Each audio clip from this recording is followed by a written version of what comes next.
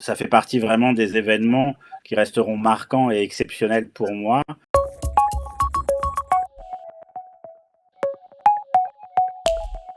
Ça va plutôt bien et plutôt mieux que ça n'a été. On a traversé une période difficile parce que, extrêmement soutenue, très éprouvante pour, les personnels et pour nous. Aujourd'hui, on a, comme je vous disais tout à l'heure, atteint une certaine forme de routine par rapport à notre activité. Auprès des patients, on a plus de difficultés à retrouver un rythme régulier, donc concernant la prise en charge ou le lien qu'on peut avoir en particulier avec les patients qui sont en confinement, puisqu'on a, ils restent encore très réticents à nous «déranger» entre guillemets, bien qu'on les sollicite à ça. Voilà, et donc aujourd'hui, c'est un petit peu ce qui nous inquiète, c'est cette partie-là maintenant, c'est-à-dire de retrouver un rythme régulier de contact avec les patients. Doctolib, c'est pas que nous a aidé, c'est qu'aujourd'hui, on n'aurait pas pu faire ce qu'on a fait sans Doctolib.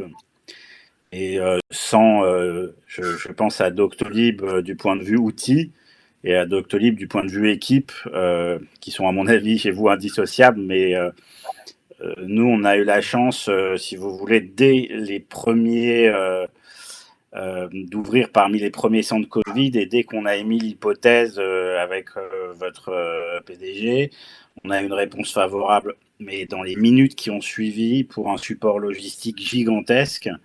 Enfin, moi, j'avais jamais vu ça, c'est-à-dire qu'on a pu déployer un nouveau centre de consultation entièrement équipé, avec de la consultation, de la vidéoconsultation en quelques heures, et c'est, enfin voilà, ça fait partie vraiment des événements qui resteront marquants et exceptionnels pour moi.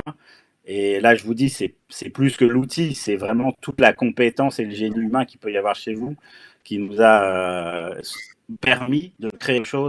Alors évidemment, il y a eu d'autres énergies à côté, mais c'était fondamental qu'on trouve un outil efficace.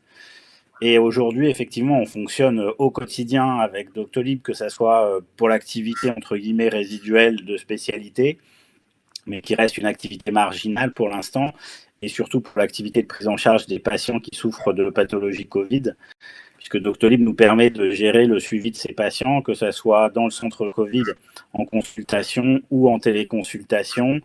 Et voilà, on en a fait notre outil central, c'est-à-dire qui permet d'archiver et de partager avec le patient son dossier de consultation, ce qui permettra après à son médecin de le récupérer. Ça nous permet, nous, quand on revoit le patient, de récupérer les informations sans avoir eu à créer un outil très complexe, et en ayant pu regrouper un grand nombre de praticiens qui avaient tous des outils experts différents autour d'un outil très simple, en fait, qui se sont appropriés très vite. Ouais, c'est une vraie question qu'on se pose aujourd'hui parce que il faut vraiment redonner confiance. Alors, il faut redonner confiance aux médecins de ville, dans les cabinets de consultation, les établissements, pour qu'ils puissent reprendre leur activité en se sentant en sécurité et en sentant qu'ils ne mettent pas leurs patients en danger, et que les patients peuvent consulter en toute sécurité. Et ça, c'est un élément qui est vraiment majeur dans la suite de la gestion de la crise. Sinon, on va rajouter une crise dans la crise. Et si je devais recommander, voilà, à mes collègues, c'est vraiment déjà d'avoir une réflexion collective, d'avoir une réflexion d'ensemble, et de voir comment, à travers les outils qu'on a aujourd'hui, pour informer le patient avant qu'il se déplace, pour vraiment être sûr que le déplacement est justifié et qu'il peut se faire dans les meilleures conditions de qualité et de sécurité.